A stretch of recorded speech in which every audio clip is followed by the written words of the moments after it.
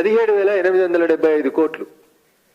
మే 2007 గౌరవనీయులు స్వర్గీయ నాటి రాష్ట్ర ముఖ్యమంత్రిగా ఉన్నటువంటి రాజశేఖర రెడ్డి గారు ఈ ప్రాజెక్టుని doctor BR Ambedkar Pranahita Chevella Sujala Sravanthi lift irrigation project పేరిట ప్రారంభం చేయాలని ఎస్టిమేషన్ చేసిన రోజు 160 టీఎంసీలు 12.21 లక్షల ఎకరాల కోసం అని చెప్పి ప్రాజెక్టుకి ప్రారంభోత్సవం జరగాలని అంచనా వేసిన రోజు దీని కాస్ట్ వచ్చి 17,875 కోట్లు. రాజశేఖర రెడ్డి గారు బతికుండగానే ఈ ప్రాజెక్టును ఒకసారి రివైజ్ చేసిండ్రు డిసెంబర్ 2008లో.